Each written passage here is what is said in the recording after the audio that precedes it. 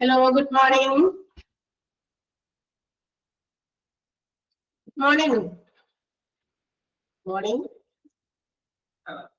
Good morning. Good morning, ma'am. Good morning, Morning.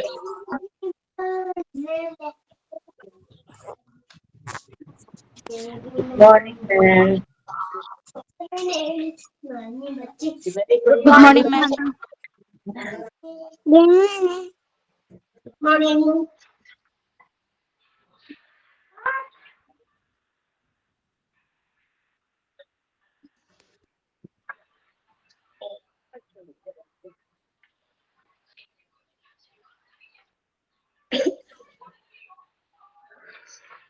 Yes.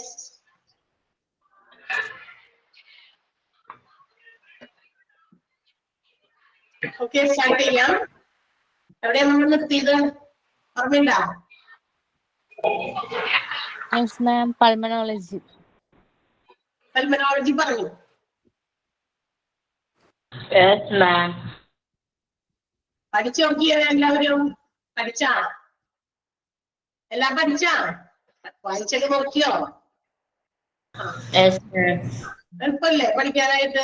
ഇങ്ങനെ ഓരോ ഡിപ്പാർട്ട്മെന്റിനെ കുറിച്ചൊക്കെ പഠിക്കാനായിട്ട് നമുക്ക് ഇൻട്രസ്റ്റിംഗും ആണ്. ഇൻട്രസ്റ്റോട് പഠിക്കാം. അപ്പോഴാണ് നമുക്ക് പഠിക്കണം എന്നൊരു ആഗ്രഹം തോന്നുന്നു. വളരെ എന്താ പറയാ, ഇഷ്ടപ്പെട്ട് പഠിക്കണം അല്ലെ?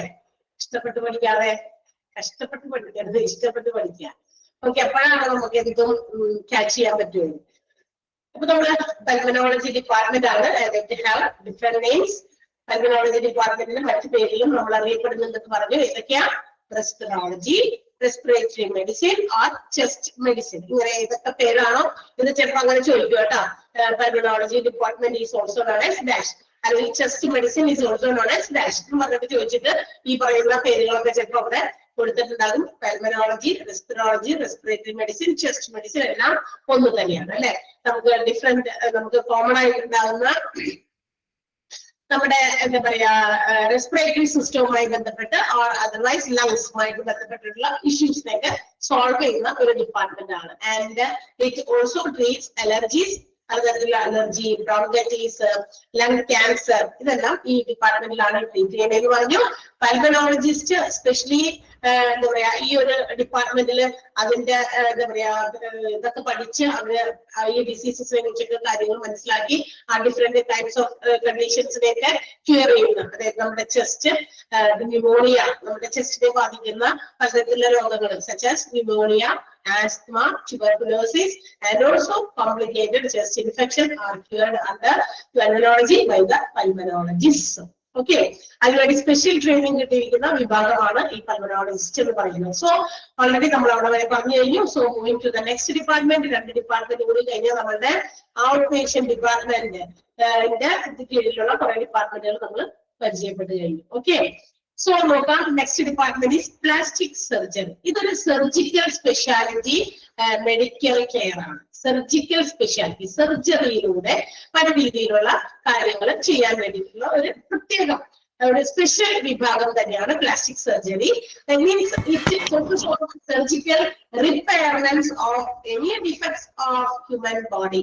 മനുഷ്യ ശരീരത്തിലെ ഏതെങ്കിലും തരത്തിലുള്ള അപാകതകള്, മനുഷ്യ ശരീരം ഘടനയിലുണ്ടാകുന്ന പല അപാകതകളും ക്ലിയർ ചെയ്യാൻ വേണ്ടിയിട്ട് അല്ലെങ്കിൽ ക്യൂർ ചെയ്യാൻ വേണ്ടിയിട്ട്. അപ്പൊ നമ്മുടെ ബോഡിയുടെ ഫങ്ഷനിങ്ങോ അല്ലെങ്കിൽ ബോഡിയുടെ സ്ട്രക്ചറിലോ എന്തെങ്കിലുമൊക്കെ റിപ്പയർമെന്റ് ആവശ്യമുള്ള ഉണ്ടാവുമല്ലോ. അപ്പൊ അതില് ഫോക്കസ് ചെയ്യുന്ന ഒരു സർജിക്കൽ മെഡിസിൻ ട്രീറ്റ്മെന്റ് ആണ് പ്ലാസ്റ്റിക് സർജറി എന്ന് പറയുന്നത്.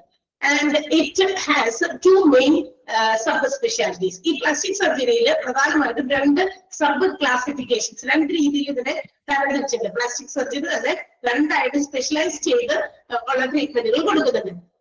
One specialization is reconstructive plastic surgery. ഇതിൽ ഒന്നാമത്തേത് reconstructive plastic surgery ആണ്. That means if any person ഒരു എന്താ പറയാ by birth itself if their body structure is not in proper way, അതായത് ഒരു ജന്മനാ തന്നെ നമ്മുടെ ബോഡിയുടെ സ്ട്രക്ചറിൽ എന്തെങ്കിലും സാധാരണ കോമൺ പീപ്പിളിന്റെ അല്ലാത്ത രീതിയിലുള്ള ചില ഘടനയിലുണ്ടാകുന്ന വ്യത്യാസം. ചിലപ്പോ എന്താ പറയാ, ചില ആളുകളുടെ മൂക്കിന്റെ സ്ട്രക്ചറിന് വ്യത്യാസം ഉണ്ടായിരിക്കും, ചുണ്ടിന്റെ സ്ട്രക്ചറിന് വ്യത്യാസം ഉണ്ടാകാം, നെക്ക് അല്ലെ, കൈകാലുകൾക്കൊക്കെ സ്ട്രക്ചറൽ ഡിഫക്റ്റുകളൊക്കെ ഉണ്ടെങ്കിൽ ഇതെല്ലാം കറക്റ്റ് ചെയ്യുന്ന ഒരു ഡിപ്പാർട്ട്മെന്റ് അല്ലെങ്കിൽ ഒരു ഏരിയ ആണ് നമ്മുടെ റീകൺസ്ട്രക്റ്റീവ് പ്ലാസ്റ്റിക് സർജറി. നമ്മുടെ ഫങ്ഷണലിനൊക്കെ പ്രോപ്പർ ആണ്, അതിനുണ്ടാകുന്ന ഡിഫക്റ്റ് ആണ് കേട്ടോ, എന്തെങ്കിലും പോരായ്മ ഉണ്ടായിട്ട് കറക്റ്റ് ചെയ്യുന്നത്. That is reconstructive plastic surgery. രണ്ടായിട്ട് തരംതിരിച്ചു പറഞ്ഞപ്പോ ആദ്യം പറഞ്ഞത് റീകൺസ്ട്രക്റ്റീവ് പ്ലാസ്റ്റിക് സർജറിയാണ്. അവിടെ റീകൺസ്ട്രക്ഷൻ ആണ്, ഓൾറെഡി കൺസ്ട്രക്ട് ചെയ്തിരിക്കുന്ന ഭാഗങ്ങളിൽ ഏതെങ്കിലും തരത്തിലുള്ള ഡിഫക്റ്റ് ഉള്ളത് ഉണ്ടാകുക അല്ലെ. ചുണ്ടിനൊക്കെ സ്ട്രക്ചറൊക്കെ ആളുകൾ മാറ്റുന്നുണ്ട്. ഓക്കെ, ജന്മന തന്നെ ചില ആളുകളുടെ ചുണ്ടൊക്കെ ഇങ്ങനെ മുഴുകിയിരിക്കുന്നത് പോലെ, മൂക്കിന്റെ ഇത് ചരിഞ്ഞിരിക്കുന്നത് പോലെ, അങ്ങനെ പല കാര്യങ്ങൾ നമ്മൾ കണ്ടിട്ട് ഇതൊക്കെ നമുക്ക് ക്യൂർ ചെയ്യാൻ പറ്റുന്ന ഒരു ഏരിയ ആണ്, ഒരു സർജിക്കൽ മെഡിസിൻ ഏരിയ ആണ് പ്ലാസ്റ്റിക് സർജറി. അതിൽ reconstructive plastic surgery. And next one is cosmetic surgery ആണ്. അടുത്തത് എന്താ? കോസ്മെറ്റിക് സർജറി ആണ്. It improves or enhances the appearance of our body. ഇവിടെ എന്താണെന്ന് പറയാനേ, ഇവിടെ ഉള്ളതിന് വലിയ പ്രശ്നമൊന്നുമില്ല, ഡിഫക്റ്റ് ഒന്നുമില്ല, പക്ഷെങ്കിലും ആ ഉള്ള ശരീരഘടനയെ ഒന്നുകൂടി എന്താ പറയാ എൻഹാൻസിങ് ആക്കുക, മറ്റുള്ളവരും കാണുമ്പോ അല്ലെ അങ്ങനെ പറയുന്ന രീതിയിലേക്ക് ആക്കാം. സോ ഇതിന് വേണ്ടിയിട്ട് സർജിക്കൽ പ്രൊസീജിയേഴ്സ് കൊടുക്കുന്നുണ്ട്. മെഡിക്കൽ ആൻഡ് സർജിക്കൽ പ്രൊസീജിയേഴ്സിലൂടെ ഒരുപാട് ട്രീറ്റ്മെന്റുകൾ കോസ്മെറ്റിക് സർജറിയിലൂടെ പ്രൊവൈഡ് ചെയ്യുന്നുണ്ട്. മോസ്റ്റ്ലി ഇതൊക്കെ യൂസ് ചെയ്യുന്നത് സെലിബ്രിറ്റീസ് ആണ് അല്ലെ, കൂടുതൽ ഫിലിം സ്റ്റാർസിലൊക്കെ ഈ പറയുന്ന ഒരു എന്താ പറയാ സർജറി പ്രൊസീജിയേഴ്സ് ഉപയോഗിക്കുന്നവരാണ്. കാരണം ഇറ്റ് ഈസ് ദെയർ പ്രൊഫഷൻ, അവരുടെ പാർട്ട് ഓഫ് ദെയർ പ്രൊഫഷൻ, അവരുടെ തൊഴിലിന്റെ ഭാഗമായിട്ട് അവര് കുറച്ച് സുന്ദരിയായിരിക്കുക, സുന്ദരായിരിക്കുക, അവരുടെ എന്താ പറയാ ഫിസിക്കൽ ബോഡി സ്ട്രക്ചർ ഒക്കെ മെയിൻറ്റെയിൻ ചെയ്യുക. ഇതിനൊക്കെ വേണ്ടിയിട്ടൊക്കെ ഇപ്പൊ ചില എന്താ പറയാ നമുക്കറിയാം, ഡെലിവറി ഒക്കെ കഴിഞ്ഞ് കഴിയുമ്പോൾ സ്ത്രീകളൊക്കെ ആണെങ്കിൽ ഒരുപാട് വയറൊക്കെ ചാടും.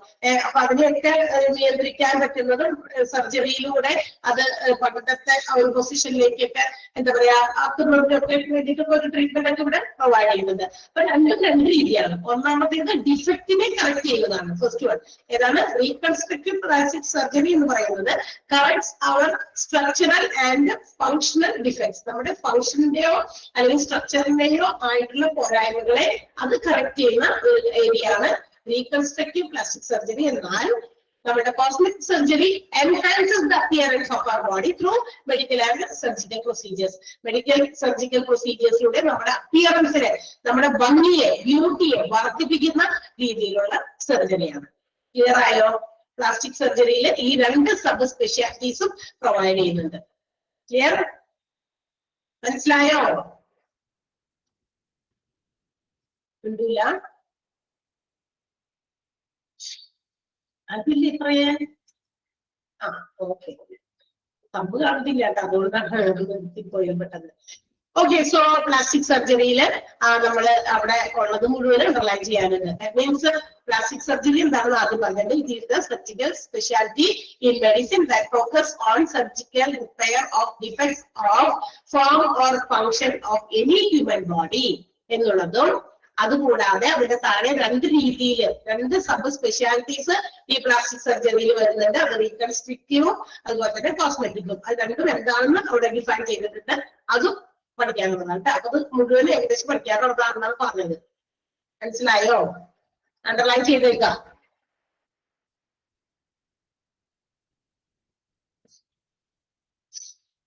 ചെയ്തല്ലോ?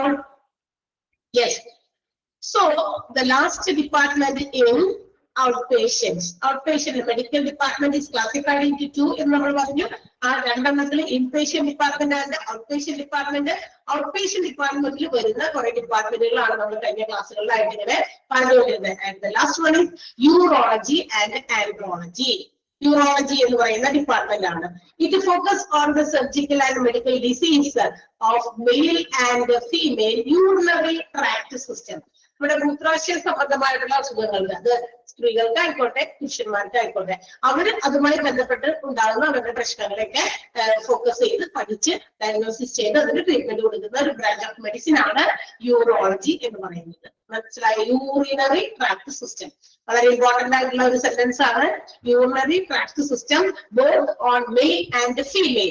അതിന്റെ സർജിക്കൽ ആൻഡ് മെഡിക്കൽ ഡിസീസസ് ഒക്കെ എന്താ പറയാ കൈകാര്യം ചെയ്യുന്ന ഒരു ഡിപ്പാർട്ട്മെന്റ്. സർജറിയും ഉണ്ടെങ്കിൽ അതും പ്രൊവൈഡ് ചെയ്യും ഈ ഒരു ഡിപ്പാർട്ട്മെന്റിൽ തന്നെ. ഓക്കെ. And എന്തൊക്കെ organs and also mail reproductive system അല്ലെങ്കിൽ മെയിൽ റിപ്രൊഡക്റ്റീവ് ഓർഗൻസ്. അതുകൂടാതെ യൂറിനറി ട്രാക്ട് സിസ്റ്റം മൂത്രാശയ സംബന്ധമായിട്ട് രോഗങ്ങൾ സ്ത്രീകളിലും പുരുഷന്മാരിലും ഉണ്ടാകുന്നതും കൂടാതെ മെയിൽ റിപ്രൊഡക്റ്റീവ് ഓർഗൻസിൽ ഉണ്ടാകുന്ന എന്തെങ്കിലും തരത്തിലുള്ള ഡിസീസസ്. മെയിൽ റിപ്രൊഡക്റ്റീവ് ഓർഗൻസിനെ ചികിത്സ കൊടുക്കുന്ന വേറൊരു വിഭാഗം നമ്മൾ ഇതിനു മുമ്പ് കണ്ടില്ല. എന്നാൽ ഫീമെയിൽ റിപ്രൊഡക്റ്റീവ് സിസ്റ്റത്തിനെ ബാധിക്കുന്ന പല രോഗങ്ങൾക്കും ഒരു department already we have studied. ഏതായിരുന്നു ആ ഡിപ്പാർട്ട്മെന്റ്? ഫീമെയിൽ റിപ്രൊഡക്റ്റീവ് സിസ്റ്റത്തിനെ ബാധിക്കുന്ന രോഗങ്ങൾക്ക് വേണ്ടിയിട്ടുള്ള ഒരു കംപ്ലീറ്റ് സ്പെക്ട്രം പ്രൊവൈഡ് ചെയ്യുന്ന ഒരു ഡിപ്പാർട്ട്മെന്റ് പഠിച്ചല്ലോ. Which is that? ഏതാണത്? മറന്നുപോയാ?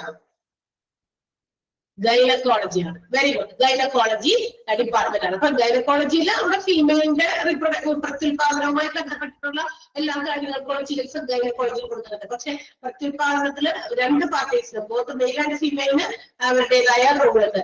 അപ്പൊ പെണ്ണുങ്ങൾക്ക് മാത്രമല്ല ഈ പറയുന്ന പ്രശ്നങ്ങളൊക്കെ ഉണ്ടാകുക, ബോത്ത് മെയിൽസിനും എന്തെങ്കിലും ഇഷ്യൂസ് ഉണ്ടാകാം. സോ അവരുടെ റിപ്രൊഡക്റ്റീവ് ഓർഗൻസിനെ ബാധിക്കുന്ന പല ഡിസീസസ് ഒക്കെ ക്യൂർ ചെയ്യുന്നത് നമ്മുടെ യൂറോളജി ഡിപ്പാർട്ട്മെന്റ് ആണ്. And also under the organs which domain under this urology, നമ്മുടെ യൂറോളജി ഡിപ്പാർട്ട്മെന്റിൽ വരുന്ന അതിന്റെ കീഴിൽ വരുന്ന ഓർഗൻസ് ഏതൊക്കെ അവയവങ്ങളെ ബാധിക്കുന്ന രോഗങ്ങളെ അവിടെ ക്യൂർ ചെയ്യുമെന്ന് പറഞ്ഞിട്ടുണ്ട്. ഏതൊക്കെ അവയവങ്ങളെയാണ്? Kidney, adrenal glands, ureters, urinary bladder, urethra, the male reproductive organs. അല്ലെ? male reproductive organs എന്ന് പറയുമ്പോൾ എന്താ പറയാ, നമ്മളുടെ പേജ് പറയാം. ഓക്കെ. അപ്പൊ നമ്മുടെ യൂറോളജി സിസ്റ്റത്തിനകത്ത് എന്ന് പറയുമ്പോൾ ഇവിടെ കിഡ്നി, അതായത് ഇപ്പൊ മെയിൽ എന്താ പറയാ ഫീമെയിൽ ആളുകൾക്കൊക്കെ ഏതെങ്കിലും തരത്തിൽ ചിലപ്പോൾ എന്തെങ്കിലും പ്രശ്നങ്ങളൊക്കെ ഉണ്ടെങ്കിൽ അപ്പൊ അവർക്ക് ഈ പറയുന്ന യൂറിനുമായിട്ട് ബന്ധപ്പെട്ട യൂറിനറി ട്രാക്ട് സിസ്റ്റത്തെ സംബന്ധിക്കുന്ന ഒരു പഠനമാണല്ലോ യൂറോളജി.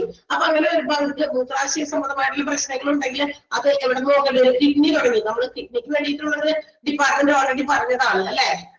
അത് കൂടാതെ അതല്ല, ഈ റിപ്രൊഡക്ഷനുമായിട്ടൊക്കെ ബന്ധപ്പെട്ടിട്ടോ അല്ലെങ്കിൽ എന്താ പറയാ പുരുഷന്മാരിലും സ്ത്രീകളിലും ഒക്കെ യൂറിൻ പോകുന്നതുമായിട്ടൊക്കെ ബന്ധപ്പെട്ടിട്ടോ യൂറിനിൽ എന്തെങ്കിലും തരത്തിലുള്ള പ്രശ്നങ്ങൾ ഉണ്ടാകുന്നതായിട്ടോ കണ്ടെത്തി കഴിഞ്ഞാൽ ചിലപ്പോൾ അവിടെ നിന്ന് കിഡ്നിയുടെ അവിടെ തുടങ്ങി ചിലപ്പോൾ അവർക്ക് ഡയഗ്നോസിസ് ചെയ്യേണ്ടി. അതുകൊണ്ടാണ് പറഞ്ഞിരിക്കുന്നത് കിഡ്നീസ് വരും, അതുപോലെ തന്നെ അടുത്ത സ്രവഗ്രന്ഥികൾ വരും, യുറേറ്റേഴ്സ്, യൂറിനറി ബ്ലാഡർ, യുറേട്ര, മൂത്രാശയം, മൂത്രസഞ്ചി, മൂത്രനാളം എന്നൊക്കെ പറഞ്ഞിട്ട് കേട്ടോ. അപ്പൊ ഈ പറയുന്ന എല്ലാ വിഭാഗങ്ങളെയും എല്ലാ ഓർഗൻസും നമ്മുടെ യൂറോളജി ഡിപ്പാർട്ട്മെന്റിലാണ് ക്യൂർ ചെയ്യുന്നത്. And also includes mail reproductive organs. പിന്നെ പുരുഷന്മാരുടെ റീപ്രൊഡക്റ്റീവ് ഓർഗൻസ്, അവരുടെ പ്രത്യുൽപാദന അവയവങ്ങൾ ഏതൊക്കെയാണോ വരുന്നത് അതുമായി ബന്ധപ്പെട്ടുള്ള മെഡിക്കൽ കണ്ടീഷൻസും എല്ലാം തന്നെ ട്രീറ്റ് ചെയ്യുന്നുണ്ട്. Okay. Urology also combines the medical conditions such as, ഇനി മാത്രമല്ല യൂറിനറി ട്രാക്ട് ഇൻഫെക്ഷൻസ്, എന്താ പറയാ നമ്മുടെ യൂറിൻ ഇൻഫെക്ഷൻ പോലെയുള്ള അതുകൊണ്ടുണ്ടാകാവുന്ന പല എന്താ പറയാ അസുഖങ്ങളും, ചിലപ്പോൾ നമ്മുടെ യൂറിനറി ഇൻഫെക്ഷൻസ് ഒക്കെ നമ്മൾ കെയർ ചെയ്യാതെ അല്ലെങ്കിൽ അതിന് വേണ്ട ട്രീറ്റ്മെന്റ് ഒന്നും എടുക്കാതെ കുറെ കഴിയുമ്പോൾ വേറെ ഏതെങ്കിലും അസുഖങ്ങളൊക്കെ ആക്കി തീരുമല്ലോ. അപ്പൊ അങ്ങനെയുള്ള യൂറിനറി ട്രാക്ട് ഇൻഫെക്ഷൻസും ഈ പറയുന്ന ഒരു ഡിപ്പാർട്ട്മെന്റ് ഹാൻഡിൽ ചെയ്യുന്നുണ്ട്. ആൻഡ് ഓൾസോ ഇതിന് if it needs any surgery ആവശ്യമുണ്ടെങ്കിൽ സർജിക്കൽ കണ്ടീഷൻസ് ആണ് also provided in this department. ഇനി നമ്മുടെ ഈ സർജറി ഒക്കെ നമ്മുടെ ബ്ലാഡറിലെ സഞ്ചിയൊക്കെ അപ്പൊ അതിനകത്ത് ഉണ്ടാകുന്ന ചില ബുദ്ധിമുട്ടുകളൊക്കെ വരുമ്പോൾ നമുക്ക് ഇതിനെയൊക്കെ എഫക്ട് ചെയ്യും. അപ്പൊ അതൊക്കെ സർജറിയിലൂടെ ക്യൂർ ചെയ്ത് കൊടുക്കും. പ്രോസ്റ്റേറ്റ് ക്യാൻസർ, പ്രോസ്റ്റേറ്റ് എന്ന് പറയുന്നത് നമ്മുടെ മെയിൽ റീപ്രൊഡക്റ്റീവ് ഓർഗന്റെ ഒരു പാർട്ടാണ്, ഒരു ഭാഗമാണ്. അപ്പൊ ആ ഭാഗത്ത് പ്രോസ്റ്റേറ്റ് എന്ന് പറയുന്നത് അതാണ് അവരുടെ റിപ്രൊഡക്ഷനിൽ ഹെൽപ്പ് ചെയ്യുന്ന ഒരു പാർട്ട് ഓഫ് അവർ ബോഡി, നമ്മുടെ ശരീരത്തിൽ ഒരു ഭാഗമാണ് മെയിൽസിന്റെ ആളുകളുടെ. അപ്പൊ അതിനകത്ത് ക്യാൻസർ വരാൻ സാധ്യത ചിലപ്പോൾ അതിൻ്റെതായിട്ടുള്ള റീസൺ കൊണ്ടാകാം, ചിലപ്പോൾ കുട്ടികളൊക്കെ ഇല്ലാതാകാനായിട്ടുള്ള കാരണങ്ങൾ. അപ്പൊ അങ്ങനെയൊക്കെ ഉണ്ടെങ്കിൽ അതെല്ലാം ക്യൂർ ചെയ്യുന്നത്, പ്രോസ്റ്റേറ്റ് ക്യാൻസർ ക്യൂർ ചെയ്യുന്നത് യൂറോളജിയിലാണ്. കിഡ്നി സ്റ്റോൺസ്, പിന്നെ കൺജനിറ്റൽ അബ്നോർമാലിറ്റീസ് എന്ന് വെച്ചാൽ ജന്മനായുള്ള ചില അസുഖങ്ങൾ, ജനിച്ചപ്പോഴേ തന്നെ ചില യൂറിനുമായി ബന്ധപ്പെട്ടിട്ടുള്ള അല്ലെങ്കിൽ അങ്ങനത്തെ ഒക്കെ എന്തെങ്കിലും ഇഷ്യൂസ് ഒക്കെ ഉണ്ടെങ്കിൽ അതൊക്കെ ക്ലിയർ ചെയ്യുന്നത് നമ്മുടെ യൂറോളജി ഡിപ്പാർട്ട്മെന്റ് ആണ്. ഓൾസോ ട്രോമാറ്റിക് ഇഞ്ചുറി, വലിയ ആഘാതത്തിൽ നിന്നുണ്ടാകുന്ന വലിയ ഇഞ്ചുറീസ്. ഇപ്പൊ ചിലപ്പോൾ എവിടെയെങ്കിലൊക്കെ വീഴുന്നു, അല്ലെങ്കിൽ എവിടെയെങ്കിലെങ്കിലൊക്കെ നമ്മുടെ വയറ്റിലൊക്കെ ഭയങ്കരമായിട്ട് അടിച്ചു കൊണ്ടിട്ട് ഇന്റേണൽ ഓർഗൻസിനൊക്കെ എന്തെങ്കിലും ക്ഷതം സംഭവിച്ചിട്ടുണ്ട്, അത് നമ്മൾ അന്നേരം ഒന്നും മനസ്സിലാക്കിയില്ല. പിന്നെ കുറെ കാലം കഴിയുമ്പോഴായിരിക്കും റീപ്രൊഡക്ഷനുമായിട്ട് ബന്ധപ്പെട്ടോ ഒക്കെയുള്ള ഇഷ്യൂസ് ഒക്കെ കണ്ടപ്പോഴായിരിക്കും ചിലപ്പോൾ ഇതൊക്കെ മനസ്സിലാക്കുക. അപ്പൊ അത്തരം traumatic injuries all will be cured under urology department. Clear ആയോ? പർട്ടിക്കുലർലി മെയിൽസിന്റെ ഫീമെയിൽസിന്റെ യൂറിനറി ട്രാക്ട് സിസ്റ്റത്തിന് വേണ്ടിയിട്ടാണ് ഈ ഒരു ഡിപ്പാർട്ട്മെന്റ്. അതിൻ്റെ അകത്ത് വരുന്ന ആ ഓർഗൻസ് ഏതൊക്കെ അവയവങ്ങൾക്കാണ് എന്നുള്ളത് എടുത്ത് പറഞ്ഞിട്ടുണ്ട്. Kidney, adrenal gland, ureter, urinary bladder, urethra, male, reproductive organs, ഇതെല്ലാം ഇതിനകത്ത് വരും. പിന്നെ യൂറിനറി ട്രാക്ട് ഇൻഫെക്ഷൻസ് ക്യൂർ ചെയ്യുന്നുണ്ട്. ബ്ലാഡർ അല്ലെ, ബ്ലാഡറിന്റെ surgery, prostate cancer, kidney stones, congenital abnormalities, and also traumatic injuries. Clear ആയോ? മനസ്സിലായോ? മനസ്സിലായല്ലോ? ഫസ്റ്റ് സെന്റൻസ് ഒന്ന് അണ്ടർലൈൻ ചെയ്തേ. മെയിൽ റീപ്രൊഡക്റ്റീവ് ഓർഗൻസ് വരെ ഒന്ന് അണ്ടർലൈൻ ചെയ്യാം. First sentence.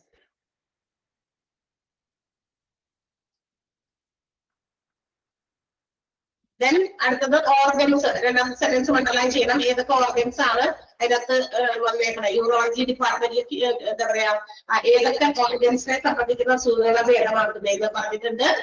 Kidney, adrenal gland, അത് ആ ഒരു സെന്റൻസ് സെലക്ട് ചെയ്യുന്നുണ്ടോ ഞാനിവിടെ? അതൊന്ന് അണ്ടർലൈൻ ചെയ്യാം, മാറിപ്പോകരുത്.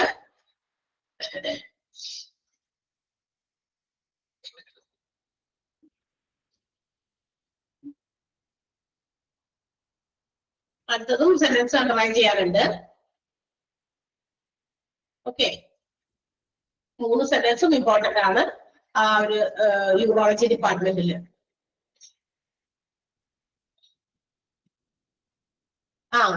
അതെ അതെ, രണ്ടും കൂടിയാണ് ഒരു ഡിപ്പാർട്ട്മെന്റ് ആയിട്ട് പറഞ്ഞേക്കണേ കേട്ടോ. ഓക്കെ ആണോ ഇവിടെ വരെ? So we have completed the outpatient departments. നമുക്ക് ഒരുപാട് outpatient ഡിപ്പാർട്ട്മെന്റുകളെ നമ്മൾ പരിചയപ്പെട്ട് കുറെയൊക്കെ നമുക്ക് ഫെമിലിയർ ആയിരുന്ന outpatient ഡിപ്പാർട്ട്മെന്റുകളായിരുന്നു. And some of them were new to us. നമുക്ക് പുതിയതൊക്കെ ചിലതും പഠിക്കേണ്ടി വന്നിട്ടുണ്ട്. അപ്പൊ അതൊക്കെ ഓക്കെ. സോ ഇനി നമുക്ക് അടുത്ത ഡിപ്പാർട്ട്മെന്റ് നമ്മൾ പറഞ്ഞു. ഹോസ്പിറ്റൽസിന്റെ ഡിപ്പാർട്ട്മെന്റിനെ എങ്ങനെയാ ക്ലാസിഫൈ ചെയ്തിരിക്കുന്നത്? നമ്മുടെ ഹോസ്പിറ്റലിന്റെ ഡിപ്പാർട്ട്മെന്റിനെ 3 ആയിട്ട്, 3 ആയിട്ടാണ്. Medical department, supportive department and administrative department അല്ലെ. അപ്പൊ ഈ 3 ഡിപ്പാർട്ട്മെന്റിൽ മെഡിക്കൽ ഡിപ്പാർട്ട്മെന്റിന്റെ അകത്ത് വരുന്ന OP ഡിപ്പാർട്ട്മെന്റുകളാണ് നമ്മൾ കഴിഞ്ഞ ക്ലാസ്സുകളിലായിട്ട് പഠിച്ചുകൊണ്ടിരിക്കുന്നത്. Now we are moving to the second classification, that is supportive department. അപ്പൊ നമ്മൾ സപ്പോർട്ടീവ് ഡിപ്പാർട്ട്മെന്റിൽ വരുന്ന കുറെ ഡിപ്പാർട്ട്മെന്റുകളെ നമ്മൾ ഈ സപ്പോർട്ടീവിനെ തന്നെ വീണ്ടും 4 ആയിട്ട് തിരിച്ചിട്ടൊക്കെ ഉണ്ടായിരുന്നു. പക്ഷെ നമുക്ക് ഇവിടെ എല്ലാം കൂടി ഒരുമിച്ചാണ്. ഏതൊക്കെയായിരുന്നു സപ്പോർട്ടീവിൽ തരംതിരിച്ച? ജനറല്, തെറാപ്യൂട്ടിക്, പിന്നെ ഇൻഫോർമേറ്റീവ്, ഡയഗ്നോസ്റ്റിക്, ഇങ്ങനെ 4 രീതിയിൽ വീണ്ടും അവിടെ തരംതിരിച്ചിട്ടുണ്ടായിരുന്നു കേട്ടോ. പക്ഷെ ഇവിടെ നമ്മൾ എല്ലാവരും ഒരുമിച്ചാണ് പറയുന്നത് സപ്പോർട്ടീവ് ഡിപ്പാർട്ട്മെന്റിൽ വരുന്നത്. First one clinical laboratories, radio diagnosis services, central sterile supply department, hospital pharmacy, medical records, housekeeping, dietary service department, IT and communication, medical social service, physiotherapy, medical maintenance and engineering, purchasing department of material management. അപ്പൊ ഇത്രയും supportive ഡിപ്പാർട്ട്മെന്റുകൾ കൂടി നമുക്കിനി പഠിക്കാനുണ്ട്. പഠിക്കാലോ?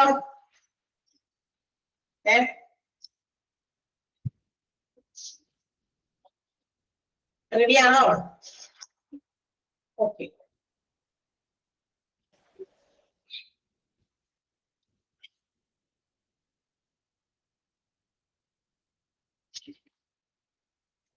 Yes, 1 minute.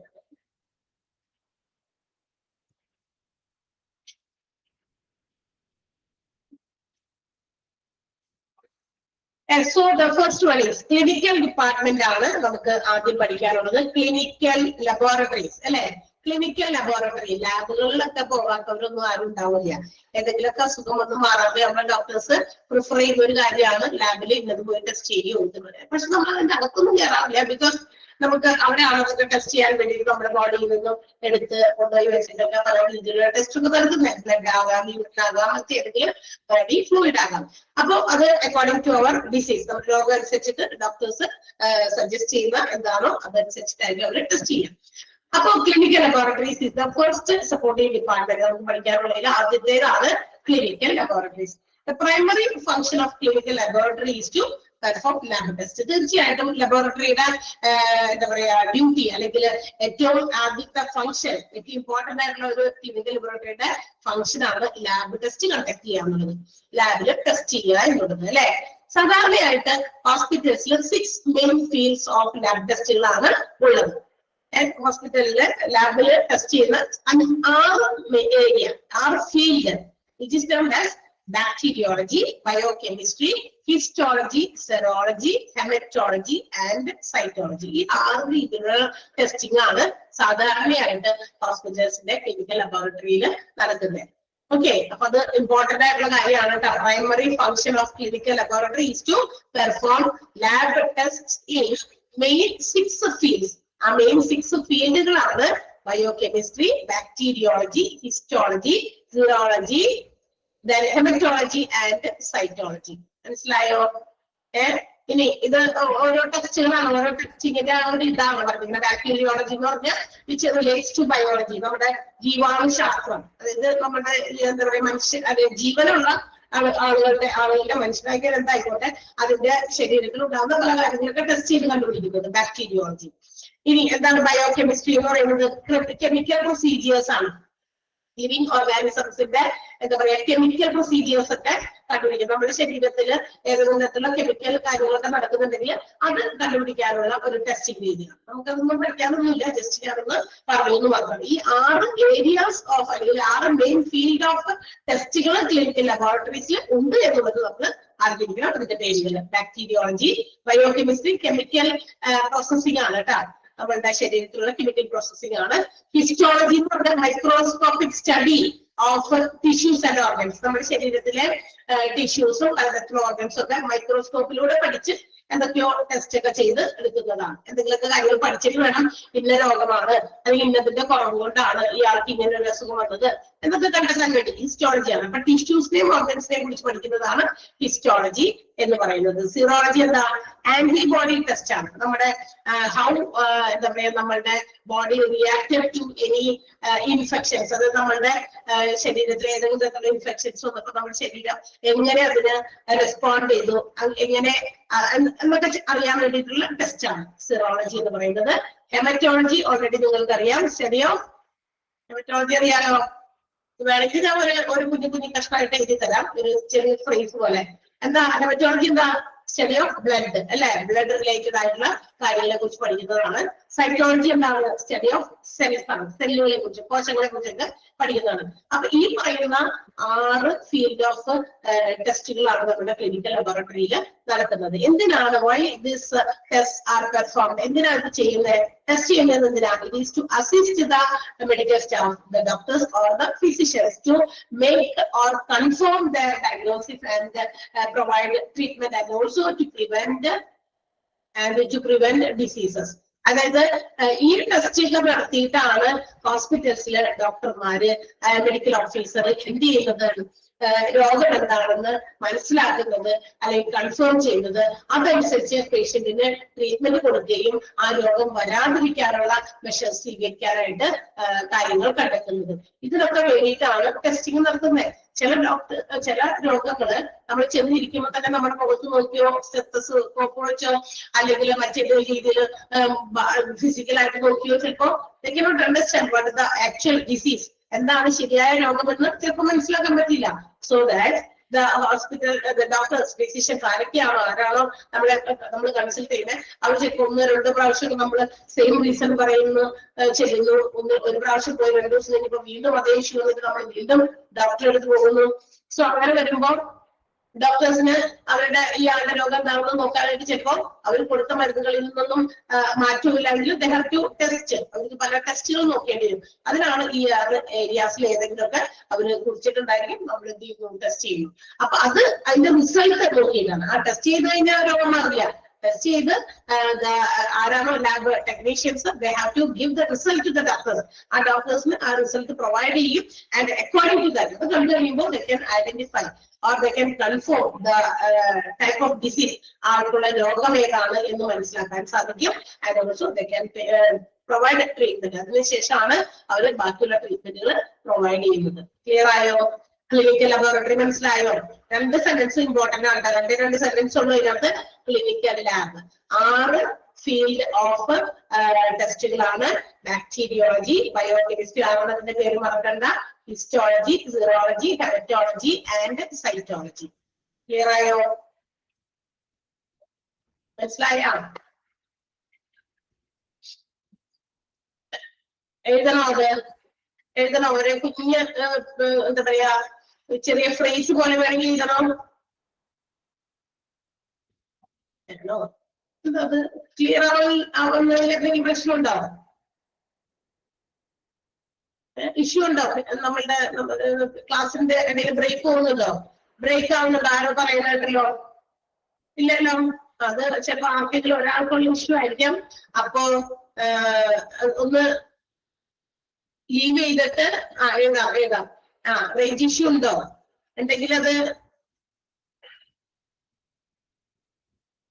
Leave ചെയ്തിട്ട് ഒന്നുകൂടി join ചെയ്തിട്ടാ. അതെന്താണാവോ അങ്ങനെ ഒരു പ്രശ്നം?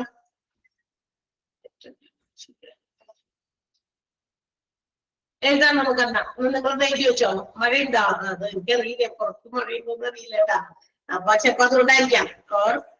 അത് വേണമെങ്കിൽ എഴുതിക്കോട്ടെ. നിങ്ങളിന്ന് നോട്ടിലോ നിങ്ങളുടെ ടെക്സ്റ്റിലോ അല്ലെങ്കിൽ പ്രിന്റ് ഔട്ട് എഴുതാന്ന് വെച്ചാൽ ആദ്യത്തെ ബാക്കിലോ സൈഡിലോ ഒക്കെ എഴുതി വെച്ചാൽ മതി. ബാക്ടീരിയോളജി ആദ്യത്തെ കേട്ടോ.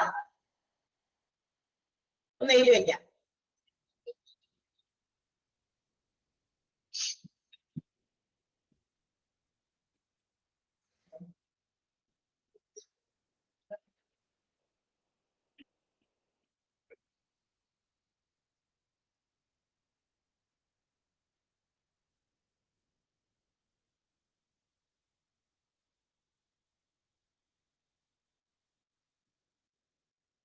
പറയട്ടെ, ബാക്ടീരിയോളജി എഴുതാം.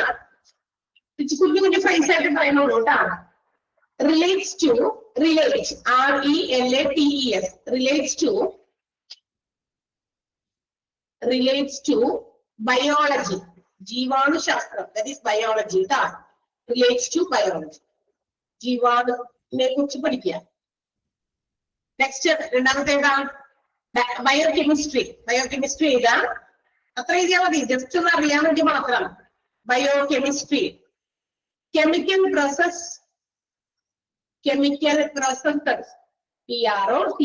PROCESSES, chemical processes of living organisms.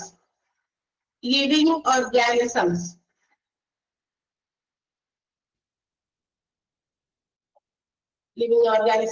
chemical process ആണ് ബയോകെമിസ്ട്രി. നെക്സ്റ്റ് വൺ എഴുതാൻ പറ്റുന്നുണ്ടോ? പറ്റുന്നുണ്ടല്ലോ അല്ലെ? Okay. Next one histology. Histology, put a hyphen and write microscopic study of, microscopic study, MICROSCOPE,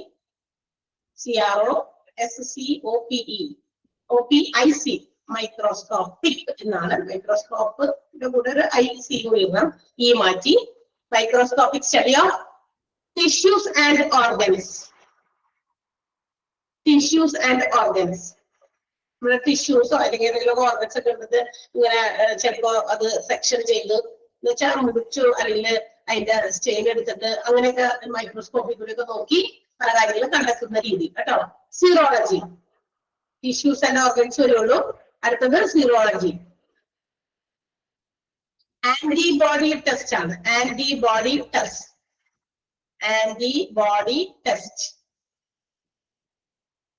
To ascertain previous viral infection. To ascertain, ASCERTAIN.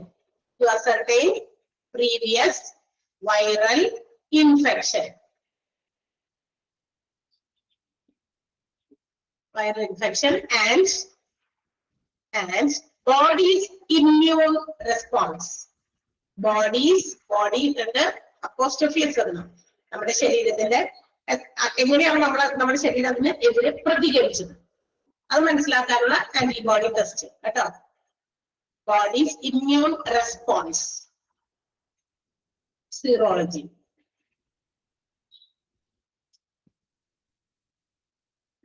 Haematology, study of blood and blood disorders. Blood and blood disorders.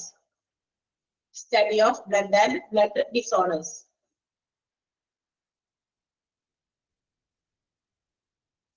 And last one, cytology. Study of cells. Study of സെല്ലിന്റെ കോശങ്ങളുടെ കോശത്തിന്റെ origin, അത് എവിടെ originate ചെയ്ത് അതിന്റെ structure എന്താണ്, അതിന്റെ function എന്താണ്, അങ്ങനെയുള്ള കാര്യങ്ങളൊക്കെ പഠിക്കുന്നത്. സെൽസിനെയൊക്കെ സംബന്ധിക്കുന്നതല്ല.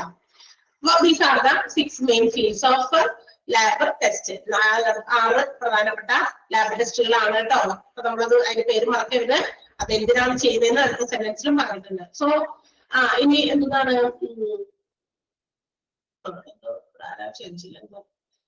ഇടയിൽ നമ്മൾ ബ്രേക്ക് ചെയ്യുമ്പോ നമുക്ക് അതിൻ്റെതായ വരും. എന്തോ സംശയം ചോദിച്ചു, യൂറോളജി അല്ലെ? യൂറോളജി പറഞ്ഞുകൊണ്ടിരുന്നപ്പോ എന്തോ ഒരു സംശയം കണ്ടായിരുന്നു. യൂറോളജിയും സെക്ഷോളജിയും ഒന്ന് തന്നെയാണോന്ന്? No, entirely no. അല്ല, രണ്ടൊന്നല്ല കേട്ടോ. യൂറോളജി എന്ന് പറയുമ്പോൾ urinary tract system both in male and ഫീമെയിലില് അവരുടെ അങ്ങനത്തെ മൂത്രാശയ സംബന്ധമായ പ്രശ്നങ്ങൾ, മെയിൽ റിപ്രൊഡക്റ്റീവ് ഓർഗൻസിൽ ഉണ്ടാകുന്ന പ്രശ്നങ്ങളൊക്കെയാണ്. സെക്ഷോളജി എന്ന് പറയുന്നത് അതല്ലല്ലോ അല്ലെ? അത് എന്ന് പറയുന്നത് സൈക്കോളജി ആണോ? ലാസ്റ്റത്തെ ആണോ? സ്റ്റഡി ഓഫ് സെൽഫ്, CELLS, അതെന്ന് പറയുന്നത് അതല്ല കേട്ടോ. സെക്ഷോളജി എന്ന് പറയുന്നത് അതല്ല. അത് റിലേഷൻഷിപ്പ് ഇഷ്യൂസ് ഒക്കെയാണ്. അതുകൊണ്ടുണ്ടാകുന്ന പ്രശ്നങ്ങളൊക്കെ ഇതാക്കണം. അത് വേറെ ഡിപ്പാർട്ട്മെന്റ് ആണ്. ഓക്കെ,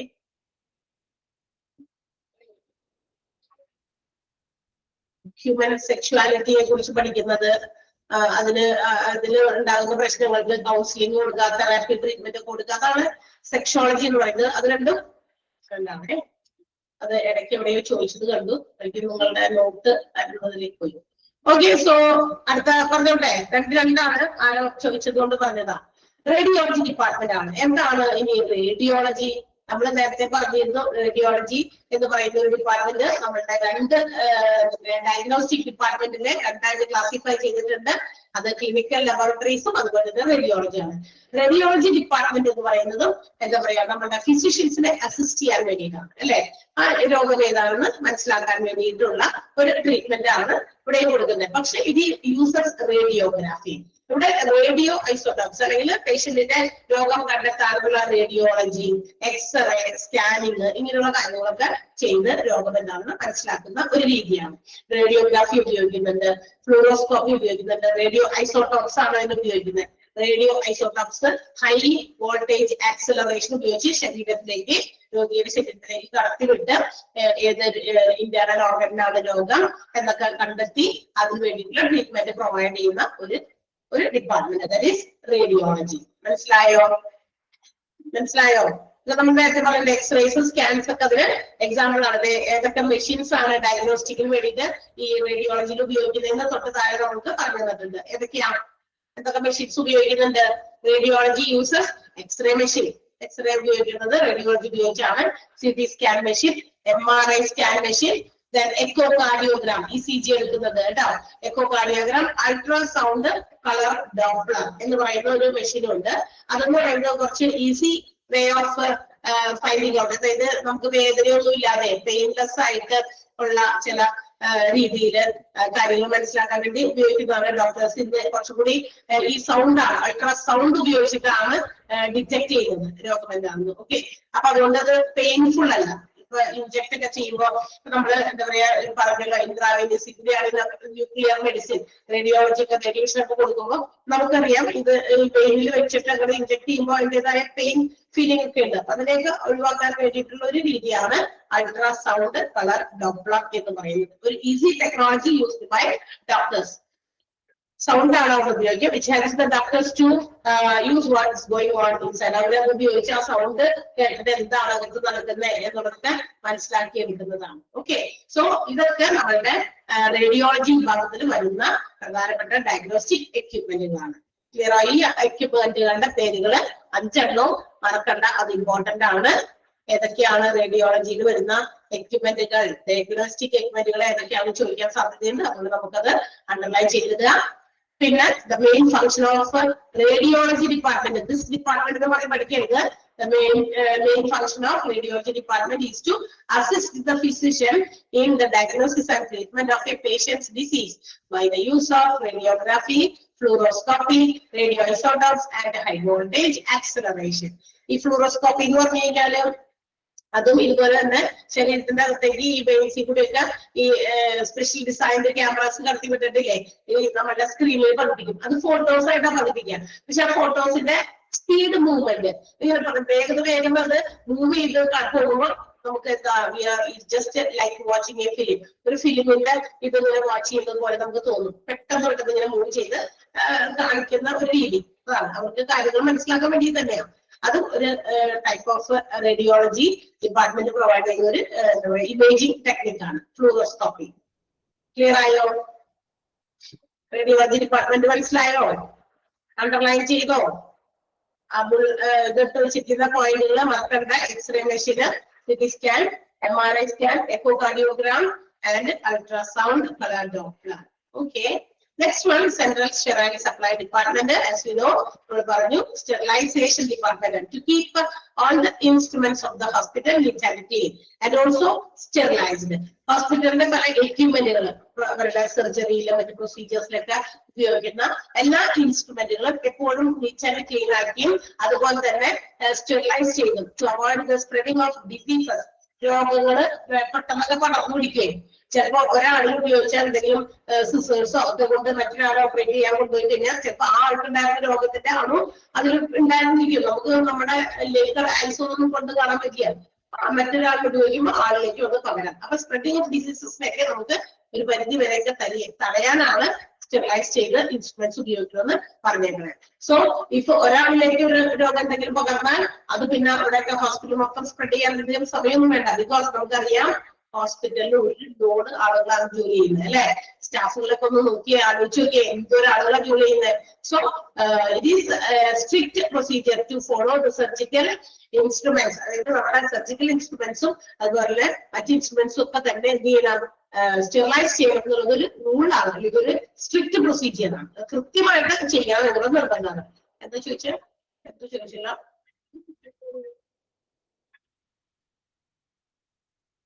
എന്താ ചോദിച്ചത്? ആരും എന്തോ ചോദിച്ചു. ഫ്ലൂറോസ്കോപ്പി എന്താണെന്നാണോ ചോദിച്ചത്? അതാണ് ചോദിച്ചത്. ഫ്ലൂറോസ്കോപ്പി എന്ന് പറഞ്ഞ ഇമേജിംഗ് ടെക്നിക്ക് തന്നെയാണ്. അതായത് നമ്മുടെ ആളുടെ ശരീരത്തിലേക്ക് ഇപ്പൊ ഏതെങ്കിലും എന്തെങ്കിലും ഇന്റേണൽ ഓർഗനിന്റെ ഏതെങ്കിലും ടൈപ്പ് ഓഫ് ക്യാൻസർ ആവുക, ഹാർട്ട് പ്രോബ്ലം ഒക്കെ ഇന്റേണൽ ഓർഗനിലേക്ക് എവിടെയാണ് അസുഖമുള്ളതെന്ന് കണ്ടുപിടിക്കുന്നതാണ്. അപ്പൊ അതിന് വേണ്ടിയിട്ട് ഈ നമ്മൾ നേരത്തെ പറഞ്ഞിട്ട് ന്യൂക്ലിയർ മെഡിസിൻ എന്ന് പറയുന്ന സംഭവം പറഞ്ഞു കേട്ടോ. ആ മെഡിസിൻ ആണ് അത് പ്രൊവൈഡ് ചെയ്യുന്നത് റേഡിയോളജി ഡിപ്പാർട്ട്മെന്റിലാണ്. അപ്പൊ ഇത് നമ്മളൊരു ശരീരത്തിലേക്ക് കടത്തിവിട്ട സ്പെഷ്യലി ഡിസൈൻഡ് ക്യാമറാസ് കണ്ടെത്തി വരുമ്പോൾ അതിന്റെ ഇമേജസ് നമുക്ക് സ്ക്രീനിൽ നമ്മുടെ കമ്പ്യൂട്ടറിന്റെ മോണിറ്ററിൽ പതിപ്പിക്കാൻ പറ്റും. ആ പതിപ്പിക്കുന്ന ഫോട്ടോസ് അത് പിക്കുകളായിട്ട് ചെറിയ ചിത്രങ്ങളായിട്ടായിരിക്കും പതിയുക. പക്ഷെ അത് ഈസി ആയിട്ട് എളുപ്പം ഇങ്ങനെ സ്പീഡായിട്ട് മൂവ് ചെയ്യുമ്പോൾ നമുക്കത് സിനിമ പോലെ, അതാണ് പറഞ്ഞത്, സിനിമ പോലെ എന്തെങ്കിലും ഒരു വീഡിയോ വാച്ച് ചെയ്യുന്നത് പോലെ നമുക്ക് തോന്നുന്നത്. അങ്ങനെ ഒരു മൂവ്മെന്റിലൂടെ പെട്ടെന്ന് മാറ്റി അവർക്ക് അവരുടെ രോഗം ഏത് ഭാഗത്താണെന്നും എന്താണ് അസുഖം കണ്ടുപിടിക്കാനുള്ള ഒരു ടെക്നിക്കാണ് ഫ്ലൂറോസ്കോപ്പി എന്ന് പറയുന്നത്. ഇമേജിംഗ് ടെക്നിക് തന്നെയാണ്. CSSD മനസ്സിലായോ? CSSD മനസ്സിലായില്ലേ? ഫസ്റ്റ് സെന്റൻസ് അണ്ടർലൈൻ ചെയ്യണം കേട്ടോ. ത്രൂ ഔട്ട് ദ ഹോസ്പിറ്റൽ വരെ. ക്ലിയർ? അപ്പൊ തന്നെ ചോദിക്കണേ ക്ലിയർ ആയില്ലെങ്കിൽ. നിങ്ങളതൊക്കെ എന്തൊക്കെയാണ് വെറുതെ ഒന്ന് മനസ്സിലാക്കിയോ? ഫ്ലൂറോസ്കോപ്പി ഇത് കേൾക്കുമ്പോ ആ ചിത്രം പോലെ ഒരു വീഡിയോ നമ്മുടെ കണ്ണിൽ ഇങ്ങനെ മൂവ് ചെയ്യുന്ന തരത്തിലുള്ള ഇമേജിങ്. പറഞ്ഞോട്ടെ അടുത്തത്? CSSD പറയണോ? CSSD ഓൾറെഡി ചാപ്റ്റർ എടുത്തിട്ടുണ്ടാവണല്ലോ GCSSB-യുടെ ചാപ്റ്റർ ടീച്ചർ. ഇത് മുടിയുള്ളവരുടെ CSSB ചാപ്റ്റർ ഓൾറെഡി ചിലപ്പോൾ എടുത്തിട്ടുണ്ടാവും. എന്നിട്ട് പറയിപ്പിക്കണേ എന്താണ് ഹോസ്പിറ്റലിലെ എന്താ പറയാ നമ്മളുടെ പല ഡിപ്പാർട്ട്മെന്റുകളിൽ ഇപ്പൊ നമ്മുടെ ക്ലിനിക്കൽ ലാബില് അതുപോലെ തന്നെ സർജറി ഒക്കെ നടക്കുന്ന എക്യുപ്മെന്റുകളൊക്കെ ഇല്ലേ, കത്രിക അങ്ങനെയുള്ള കുറെ സാധനങ്ങളുണ്ടല്ലോ. ഇതെല്ലാം തന്നെ NEET and clean and also sterilise ചെയ്ത് മാത്രമേ ഉപയോഗിക്കാൻ പാടുള്ളൂ. ഒരാളിൽ ഉപയോഗിച്ച ആ വസ്തുക്കള് ക്ലീൻ ചെയ്യാതെ സ്റ്റെറിലൈസ് ചെയ്യാതെ മറ്റൊരാളിൽ ഉപയോഗിച്ചാൽ അത് എത്രയും പെട്ടെന്ന് രോഗങ്ങളെ പടർത്താൻ, ഹോസ്പിറ്റലിൽ മുഴുവൻ രോഗം പടരാനുള്ള സാധ്യതകളെ വർദ്ധിപ്പിക്കും. So each and every time ഓരോ പ്രൊസീജിയേഴ്സ് കഴിഞ്ഞു കഴിഞ്ഞാൽ all these things should be kept neat and clean and also sometimes it should be sterilized. മനസ്സിലായോ? അത് സ്റ്റെറിലൈസ് ചെയ്ത് തന്നെ ഉപയോഗിക്കണം എന്നാണ് പറഞ്ഞിരിക്കുന്നത്. ഓക്കെ, അതിന് വേണ്ടിയിട്ടുള്ള ഡിപ്പാർട്ട്മെന്റ് ആണ് CSSB. Okay, next one house keeping department ആണ്. എല്ലാം നമ്മൾ കുഴച്ച് മറച്ച് വെക്കരുത് കേട്ടോ, എല്ലാം വേറെ വേറെയാണ്. ഹൗസ് കീപ്പിംഗ് ഡിപ്പാർട്ട്മെന്റ് എന്താണ്? അതും നീറ്റ് ആൻഡ് ക്ലീൻ ആക്കി വെക്കുന്നത് തന്നെയാണ്. പക്ഷെ ഹോസ്പിറ്റൽ പ്രൊമീസസ് അല്ലെ, ഹോസ്പിറ്റലിന്റെ ചുറ്റും ഹോസ്പിറ്റലിനകത്ത് ഇതെല്ലാം തന്നെ നീറ്റ് ആൻഡ് ക്ലീൻ ഒരു പ്ലീസിംഗ് മാനറിൽ. ആരെങ്കിലുമൊക്കെ ഹോസ്പിറ്റലിലേക്ക് കടന്നു വരുമ്പോ ഇതൊരു കാണുമ്പോൾ ഒരു ഹോസ്പിറ്റലാണെന്നുള്ള ഒരു ഇത് ചിന്ത വരരുത് അല്ലെ. അവിടുത്തെ ഇവിടെയൊക്കെ മെഡിസിന്റെ സ്മെല്ല്, മറ്റേതെങ്കിലും തരത്തിലുള്ള മറ്റു കാര്യങ്ങളുടെ സ്മെല്ലൊക്കെ വരുമ്പോ നമുക്കൊരു പേഷ്യന്റിനെ കൊണ്ട് ആ ഹോസ്പിറ്റലിലേക്ക് ചെല്ലാനായിട്ട് മടി തോന്നും. അപ്പൊ അതൊന്നുമില്ലാതെ എപ്പോഴും ഒരു പ്ലീസിംഗ് അറ്റ്മോസ്ഫിയർ കീപ്പ് ചെയ്യാനുള്ള റെസ്പോൺസിബിലിറ്റി ആണ് ഹൗസ് കീപ്പിംഗ് ഡിപ്പാർട്ട്മെന്റിനുള്ളത്. To keep the hospital neat and clean, അതിന് വേണ്ടിയിട്ട് റെസ്പോൺസിബിൾ ആയിട്ടുള്ള ഡിപ്പാർട്ട്മെന്റ് ആണ് ഹൗസ് കീപ്പിംഗ്. എന്ന് വെച്ചാൽ ഇവരെല്ലാം ക്ലീൻ ചെയ്യുന്നത്, ക്ലീൻ ചെയ്യുന്ന ആളുകളെ കൊണ്ട് ക്ലീൻ ചെയ്യിപ്പിക്കണം. എന്താ പറയാ, അൺടൈഡി ആയിട്ട് ഒട്ടും ക്ലീൻ അല്ലാതെ, ശുചിത്വം ഇല്ല, അല്ലെങ്കിൽ എന്താ പറയാ അവിടെ ഇവിടെയൊക്കെ കുറെ സാധനങ്ങൾ ഇറക്കുന്നു, വലിച്ചു വാരി ഇട്ടിരിക്കുന്നു, ഇങ്ങനെയൊക്കെ വന്നു കഴിഞ്ഞാൽ എന്ത് പറ്റും? അത് ഇല്ലാണ്ടാക്കേണ്ടത് നമ്മുടെ ഹൗസ് കീപ്പിംഗ് ഡിപ്പാർട്ട്മെന്റിന്റെ ഡ്യൂട്ടിയാണ്. അവര് പോയിട്ട് എത്രയും പെട്ടെന്ന് അതിന് വേണ്ട ആൾക്കാരെയൊക്കെ അറേഞ്ച് ചെയ്ത് വേഗം തന്നെ അത് ക്ലീൻ ആയിട്ട് സൂക്ഷിക്കാൻ നോക്കണം. നമ്മള് ലുലുവിലൊക്കെ പോകുമ്പോൾ കണ്ടില്ലേ, എപ്പോഴും വാക്വം ആ ഒരു മെഷീനുമായിട്ട് ആളുകൾ ഇങ്ങനെ നടക്കുന്നതാണ്. ഒരു ചെറിയ ഇത്തിരി സ്ഥലത്തൊക്കെ ഒരു ഇച്ചിരി വാട്ടർ സ്പില്ലായാൽ പോലും അവരപ്പോൾ തന്നെ വന്ന് ക്ലീൻ ചെയ്യും അല്ലെ. സ്ക്രീൻ കാണാനില്ലേ? ഏത് സ്ക്രീൻ കാണത്തെ? എന്നെ കാണുന്നതാണോ? പ്രസന്റ് ചെയ്തിരിക്കുന്നത് കാണുന്നില്ല? ഇത്ര നേരം കണ്ടില്ലേ? ഇത്ര നേരവും കണ്ടില്ല? കണ്ടത് നിങ്ങൾ ഇപ്പഴേ പറയണേ അതേ കാണാന്ന്. ആണോ? അത് റേഞ്ച് ഇഷ്യൂ ആയിരിക്കും. എനിക്ക് തോന്നണേ പുറത്ത് മഴയുണ്ട് എന്ന് പറയണ്ടായി. ചിലപ്പോ മഴ ഉള്ളത് കൊണ്ടായിരിക്കാം. പെട്ടെന്ന് പോയതായിരിക്കും. ഞാനൊന്നും ചെയ്തില്ല, ഞാനിവിടെ സംസാരിച്ചുകൊണ്ടിരിക്കുക. ഒന്നും ഞാനിപ്പോ ചെയ്തിട്ടില്ല. സ്ക്രീൻ മാത്രമേ കാണാത്തുള്ളൂ. ബാക്കി വല്ല പ്രശ്നമുണ്ടോ? അവിടെ മഴയില്ലായിരിക്കും. നമ്മുടെ ഇവിടെ മഴ ഉള്ളത് കൊണ്ട് ചിലപ്പോ പറ്റാത്തതായിരിക്കാം കാണാൻ. ഇത്രയും നേരം ഇങ്ങനെ തന്നെ ഇവിടെ ഇരുന്നു, അതുപോലെ തന്നെ ഞാനിപ്പോ ഇരിക്കുന്നു. ഞാൻ സ്ക്രീനുമോ തൊട്ടില്ല, സ്ക്രോൾ ചെയ്യുന്നത് മാത്രമേ ഉള്ളൂ. ഇപ്പൊ കാണണ്ടോ? ഇപ്പൊ ആർക്കെങ്കിലും കാണണ്ടെന്ന് പറഞ്ഞേ. എല്ലാവർക്കും ആവശ്യമുണ്ടോ എന്ന് അറിയാനാ. കാണുന്നുണ്ട്, അഞ്ജന കാണുന്നുണ്ടെന്ന് പറയുന്നു. രേഷ്മ കാണുന്നുണ്ടെന്ന് പറയുന്നു. അയ്യടാ, അതെന്തത് അങ്ങനെ?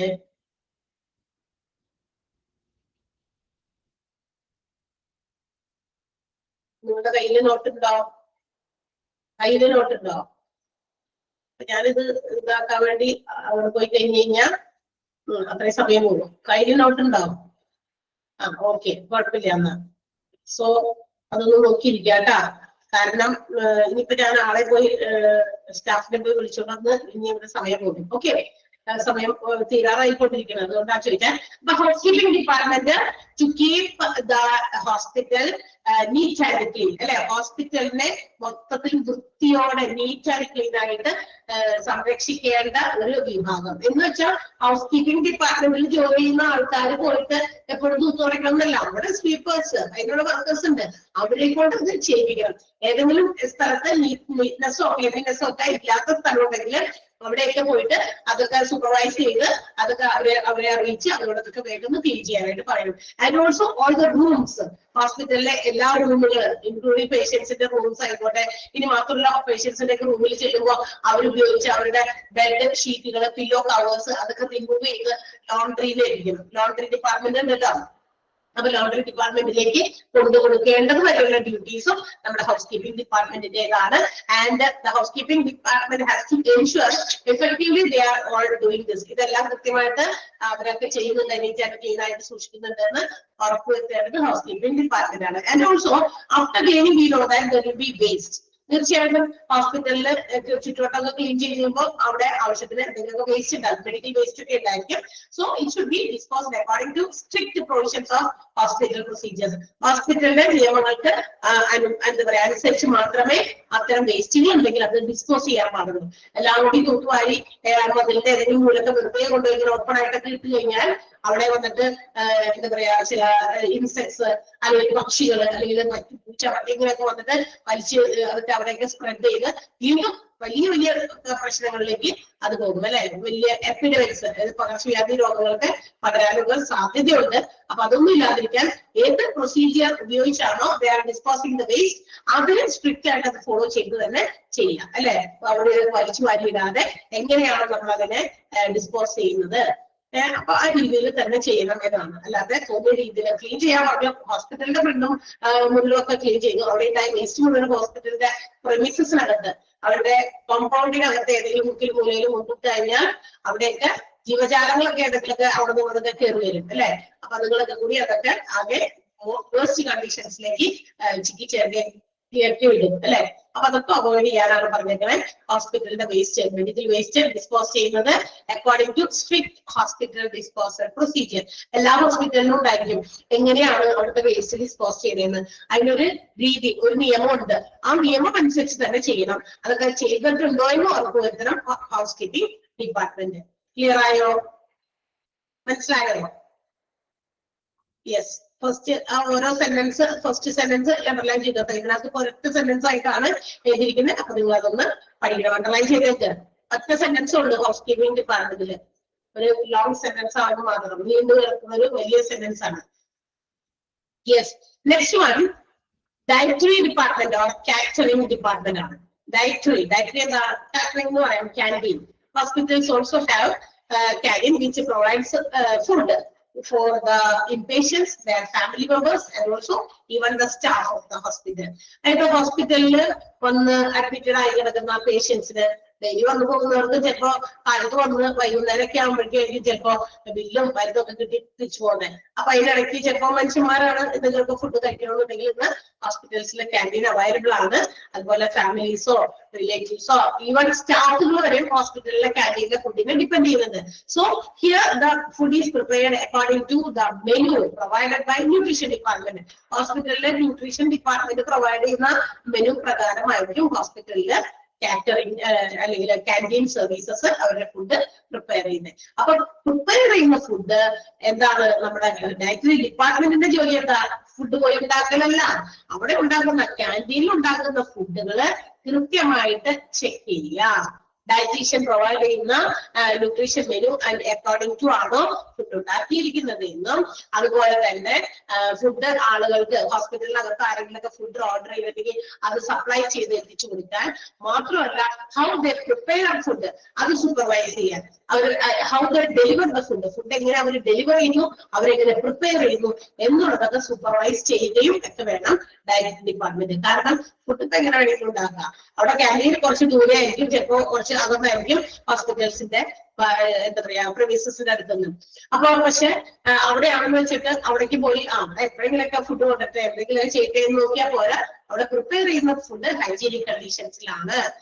ഒത്തിരി പഴകിയ ഫുഡൊന്നും എടുത്തു വെച്ചിട്ട് വേറെ രൂപത്തിലാക്കി കൊടുക്കുന്നില്ല. കാരണം ഓൾറെഡി രോഗികളാണ് ഇത് കഴിക്കുന്നത്. രോഗികൾ കഴിച്ച് കഴിയുമ്പോൾ അവരുടെ രോഗം മൂർച്ഛിക്കാണ് ഇരിക്കുന്നത് വെറുതെ പഴകിയതൊക്കെ കഴിച്ചിട്ടേ. അപ്പൊ അതൊന്നും വരാതിരിക്കാനായിട്ട് സൂപ്പർവൈസ് ഡയറ്ററി ഡിപ്പാർട്ട്മെന്റ് അതൊക്കെ പോയിട്ട് സൂപ്പർവൈസ് ചെയ്യണം. ആൻഡ് ഹി ഓർ ഷീ അത് ഡയറ്ററി ഡിപ്പാർട്ട്മെന്റിൽ ആരാണോ, പെണ്ണായിക്കോട്ടെ ആണായിക്കോട്ടെ, അവരാണ് പേഷ്യൻസിന് വേണ്ടിയിട്ടുള്ള ഫുഡ് സപ്ലൈ ചെയ്യേണ്ടത്. സപ്ലൈ ചെയ്യുമ്പോൾ അത് സൂപ്പർവൈസ് ചെയ്യണം. കൊണ്ടുവന്ന് ഇന്ന ആളുകൾക്ക് എത്തിക്കണം എന്ന് പറഞ്ഞു കൊടുത്തു കഴിഞ്ഞാൽ അത് കൊണ്ടുവരുമ്പോൾ അതൊക്കെ ചെക്ക് ചെയ്യണം. അത് നല്ല രീതിയിൽ ഹൈജീനിക് ആയിട്ടാണ് പ്രിപ്പയർ ചെയ്യുന്നത്, ഹൈജീനിക് ആയിട്ടുള്ള പാത്രങ്ങളിലാണ് സപ്ലൈ ചെയ്യുന്നത്. അതൊക്കെ ഉറപ്പുവരുത്തേണ്ടത് ഡയറ്ററി ഡിപ്പാർട്ട്മെന്റ് ആണ്. ക്ലിയർ ആയോ? ഡയറ്റീഷ്യൻ എന്ന് പറയുന്നത് മെമ്പർ ഓഫ് ഈ ഹെൽത്ത് കെയർ ടീമിന്റെ ഒരു മെമ്പർ ആയിട്ടുള്ള ഡയറ്റീഷ്യൻ. അപ്പൊ അവര് എന്താ പറയാ ഇവിടുത്തെ ജോലിക്കാരുമായിട്ടൊക്കെ ഇത് ക്ലോസ് ആയിട്ടുള്ള ഒരു എന്താ പറയാ ഒരു കോൺടാക്ട് ഒക്കെ ഉണ്ടായിരിക്കും. പേഷ്യൻസിന്റെ ന്യൂട്രീഷണൽ നീഡ്സ് ഒക്കെ അവർക്ക് അറിയാൻ പറ്റും. സോ അത് അവര് പറയും, എവിടെ പറയും, ക്യാൻറ്റീനിൽ അല്ലെങ്കിൽ ക്യാൻറ്റീനിൽ പറയും. സോ അതനുസരിച്ചിട്ടായിരിക്കും അവിടെ ഫുഡ് പ്രിപ്പയർ ചെയ്യുന്നത്. ക്ലിയർ ആണല്ലോ? കാറ്ററിംഗ് ഓർ ഡയറ്ററി ഡിപ്പാർട്ട്മെന്റ്, അതിലെ ഫസ്റ്റ് സെന്റൻസ് അണ്ടർലൈൻ ചെയ്ത് ന്യൂട്രീഷൻ ഡിപ്പാർട്ട്മെന്റ് വരെ. ദിസ് ഡിപ്പാർട്ട്മെന്റ് എന്ന് പറഞ്ഞല്ല പഠിക്കേണ്ടത്, ഡയറ്ററി ഡിപ്പാർട്ട്മെന്റ് എന്ന് പറഞ്ഞ് പഠിക്കണം. Dietary department provides food services to inpatients, their families, and staff to the hospital, staff of the hospital based on a nutritional menu provided by nutrition departments.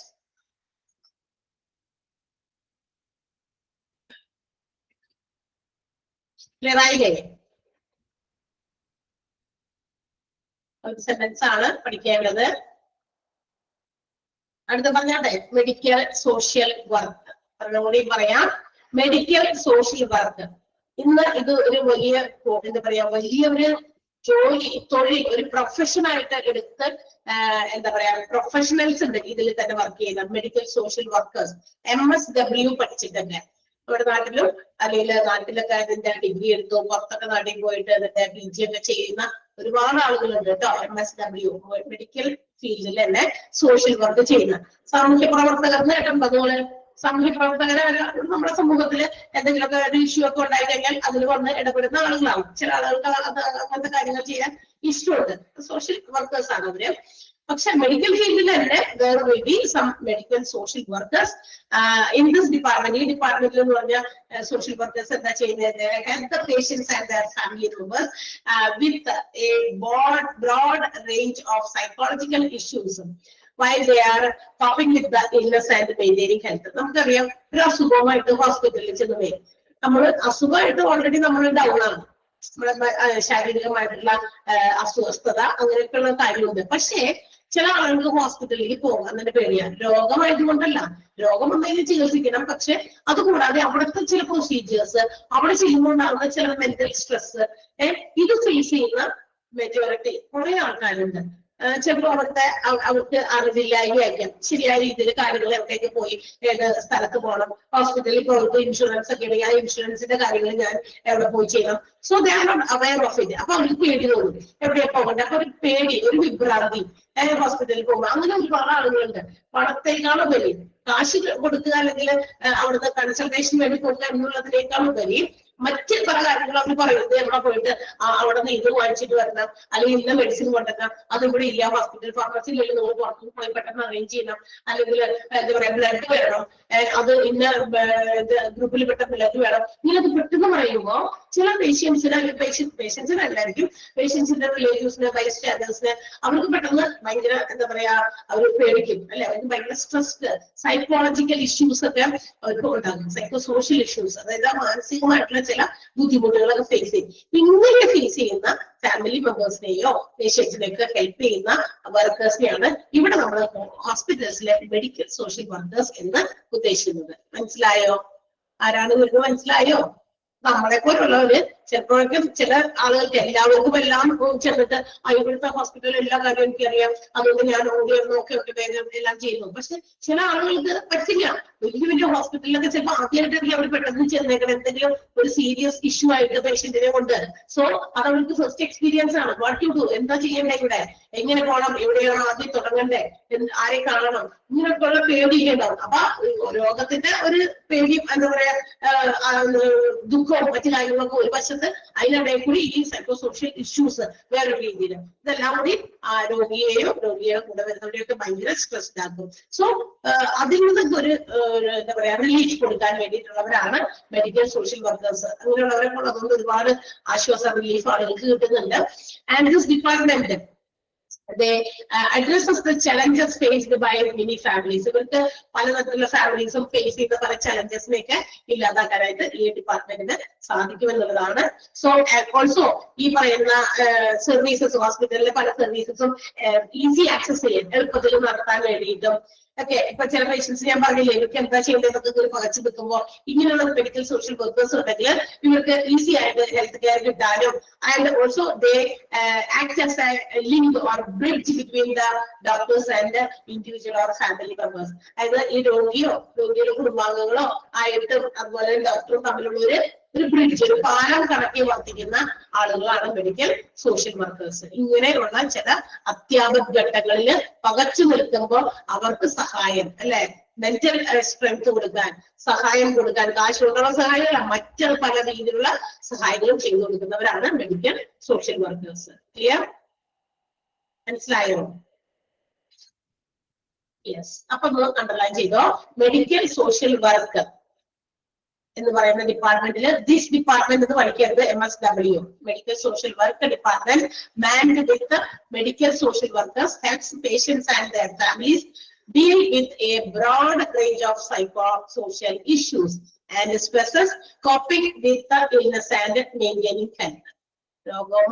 രോഗത്തിന്റെ നമ്മൾ health maintain ചെയ്യാനോ വേണ്ടിയിട്ട് നമ്മൾ ഹോസ്പിറ്റൽസിൽ ചെല്ലുമ്പോൾ ഉണ്ടാകുന്ന നമ്മുടെ മാനസിക സാമൂഹിക പ്രശ്നങ്ങളെ ഒരു പരിധി വരെ ഡോക്ടർ എന്താ പറയാ ഫാമിലി മെമ്പേഴ്സിന്റെയോ അല്ലെങ്കിൽ പേഷ്യൻസിന്റെ ഒക്കെ ഇല്ലാതാക്കാൻ വേണ്ടിയിട്ട് ഹെൽപ്പ് ചെയ്യുന്ന മനുഷ്യരാണ്. മാൻ എന്ന് പറഞ്ഞ മനുഷ്യരാണ്, മനുഷ്യ സമൂഹമാണ് നമ്മുടെ മെഡിക്കൽ സോഷ്യൽ വർക്കേഴ്സ്.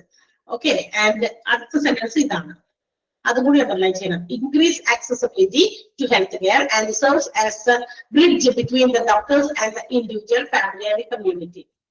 ഇവരാണ് ഇവരൊരു ബ്രിഡ്ജ് പോലെ ഹോസ്പിറ്റലിലെ ഡോക്ടർമാരെയും അല്ലെങ്കിൽ പേഷ്യൻസിനെ നേരിട്ടോ പേഷ്യൻസിന്റെ ഫാമിലി മെമ്പേഴ്സോ മറ്റേതെങ്കിലും ആളുകളോ ആയിട്ടൊക്കെ ലിങ്ക് ചെയ്യുന്ന ഒരു ബ്രിഡ്ജ് ആയിട്ട് നമ്മുടെ MSW medical social workers act ചെയ്യുന്നു എന്നാണ്.